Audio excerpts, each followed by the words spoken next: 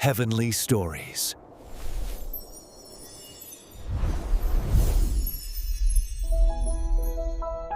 In the grand, glittering palace of Susa, the heart of the Persian Empire, King Xerxes ruled with an iron grip and a lavish hand. His banquets were legendary, sprawling affairs where wine flowed like rivers and nobles reveled in the opulence of his court. It was around 483 BCE, and Xerxes, known as Ahasuerus in some chronicles, was a man of power and pride.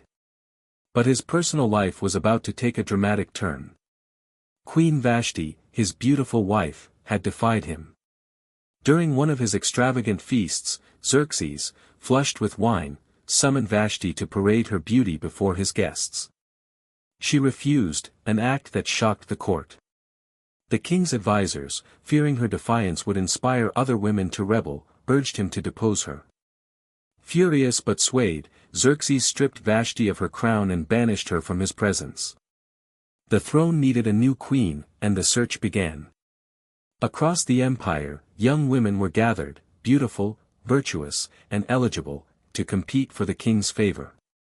In Susa lived a young Jewish woman named Hadassah, known to most as Esther. Orphaned as a child, she'd been raised by her cousin Mordecai, a humble man who worked at the king's gate.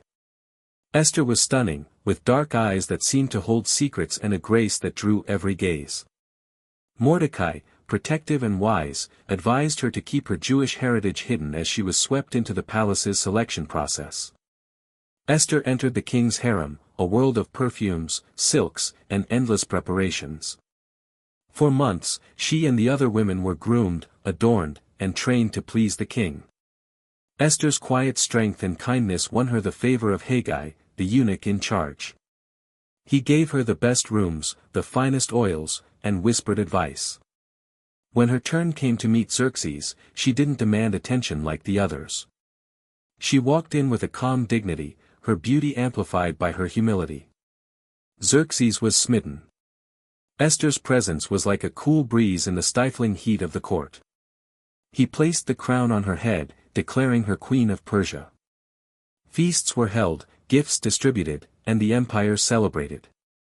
Esther, now at the heart of power, kept her Jewish identity secret, as Mordecai had urged.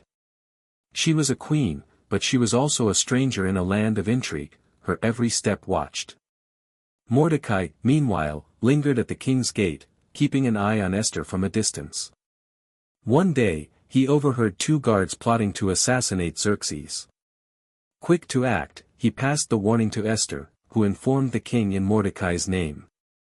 The plot was foiled, the traitors executed, and Mordecai's deed was recorded in the royal chronicles, though, for now, forgotten. Esther's position seemed secure, but dark clouds were gathering on the horizon. As Esther settled into her role as queen, the Persian court buzzed with ambition and scheming. A new figure rose to prominence, Haman, son of Hammedatha, an Agagite with a hunger for power. King Xerxes, impressed by Haman's cunning and flattery, promoted him to prime minister, the highest position under the throne. Haman relished his new status, strutting through Susa with an entourage, expecting every knee to bow. The king's decree was clear: all must honor Haman with obeisance. At the king's gate, where officials and servants gathered, everyone complied, except one. Mordecai, the quiet Jewish man who lingered there, refused to bow. His faith in the God of Israel forbade him from giving such reverence to a mere man, especially one as vile as Haman. Whispers spread, and Haman's pride turned to fury when he learned of Mordecai's defiance. Haman didn't just want Mordecai punished, he wanted his entire people erased. Learning that Mordecai was a Jew, Haman's hatred extended to all Jewish people in Persia. He approached Xerxes with a twisted tale, claiming the Jews were a disloyal, troublesome people who followed their own laws and threatened the empire's unity. Haman proposed a solution, a decree to annihilate every Jew, man, woman, and child, on a single day. To sweeten the deal, he offered 10,000 talents of silver to the royal treasury. Xerxes, distracted by his own pleasures and trusting Haman's counsel, agreed without much thought. He handed Haman his signet ring, giving him authority to draft the decree.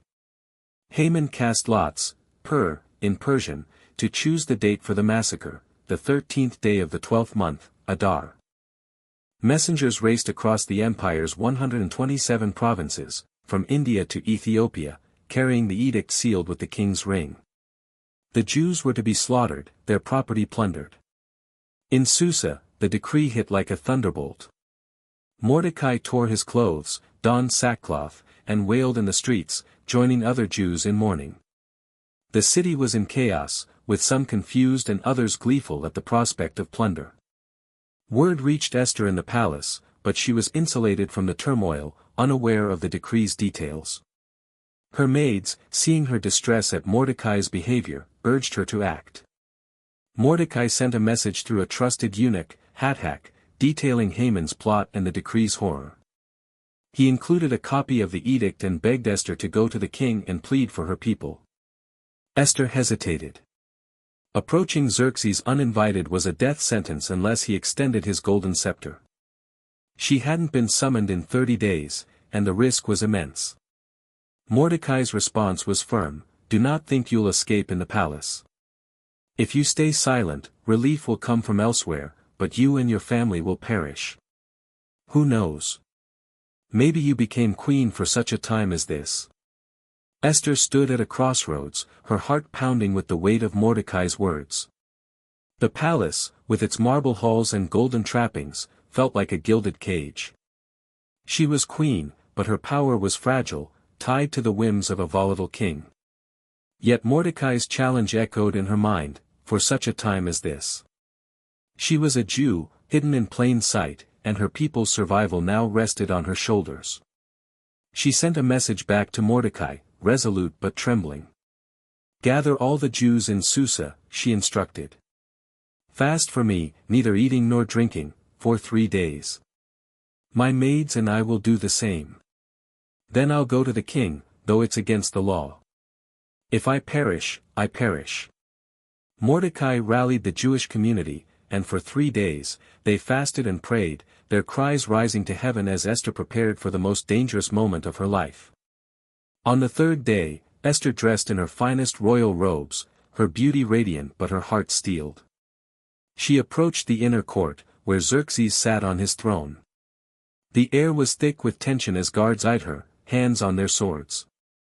Approaching uninvited was treason, and death hung in the balance. But as Esther stood in the doorway, Xerxes' face softened. He raised his golden scepter, signaling her safety.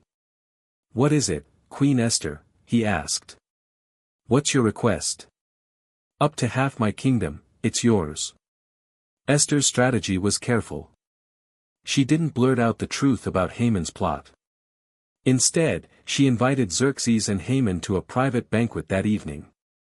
The king, delighted by her attention, agreed, and Haman strutted to the feast, basking in his imagined favor. At the banquet, wine flowed, and Xerxes again asked Esther's desire. She deferred, inviting them to another banquet the next day, promising to reveal her request then. Haman left the palace puffed up with pride, boasting of his wealth, his sons, and his exclusive invitation to dine with the king and queen. But his joy soured at the king's gate. There was Mordecai, sitting stubbornly, refusing to bow. Haman's rage boiled over. At home, his wife Zeresh and his friends urged him to act. "Build a gallows, 75 feet high," they said. "Ask the king to hang Mordecai tomorrow, then enjoy your banquet." Haman grinned, ordering the gallows constructed under the cover of night. He planned to see Mordecai dead by sunrise. Unbeknownst to Haman, fate was turning. That night, Xerxes couldn't sleep. He ordered the royal chronicles read aloud, a dull remedy for insomnia. The reader reached the account of Mordecai uncovering the assassination plot years earlier. "What honor was given to Mordecai?" Xerxes asked. "Nothing," came the reply. The king's mind churned, determined to right this wrong. As dawn broke over Susa, Haman arrived at the palace, eager to request Mordecai's execution. But before he could speak, Xerxes summoned him. "What should be done for a man the king wants to honor?" the king asked. Haman, assuming he was the man, described a lavish spectacle: dress the honoree in royal robes, set him on the king's horse, and have a noble lead him through the city, proclaiming his glory. Xerxes nodded. Do exactly that, for Mordecai, the Jew at the gate. Haman's face fell, but he had no choice. He fetched Mordecai, dressed him in royal finery, and paraded him through Susa, shouting his praises while choking on his own bile. The crowd cheered, unaware of Haman's hatred. Mordecai, humble as ever, returned to his post at the gate, while Haman slunk home, humiliated. Zeresh, his wife, warned him, if Mordecai is a Jew, you're doomed. His rise is your fall. But there was no time to dwell. Servants arrived to escort Haman to Esther's second banquet. At the banquet, Xerxes, warmed by wine, pressed Esther again, what's your request? Up to half my kingdom. Esther's moment had come. She rose, her voice steady but urgent. My lord, if I've found favor, spare my life and the lives of my people. We've been sold for destruction, slaughter, annihilation. If we were only to be enslaved, I'd have stayed silent, but this is genocide. Xerxes, stunned, demanded, who did this? Esther pointed at Haman. This vile man, Haman, is our enemy. Haman froze, his face ashen. Xerxes' rage erupted. He stormed into the garden to clear his head, while Haman threw himself at Esther's feet, begging for mercy. When Xerxes returned, he saw Haman sprawled on Esther's couch, pleading, and mistook it for an assault. Will he even attack my queen in my own house? He roared. Guards seized Haman, and one mentioned the gallows he'd built for Mordecai. Hang him on it, Xerxes ordered. By nightfall, Haman dangled lifeless from the gallows he'd meant for his enemy. The king gave Haman's estate to Esther, who revealed Mordecai as her cousin. Xerxes promoted Mordecai to Haman's position, handing him the signet ring. But the decree to kill the Jews still stood, sealed with the king's ring, it couldn't be revoked. Esther fell at Xerxes' feet, weeping, begging him to undo the evil.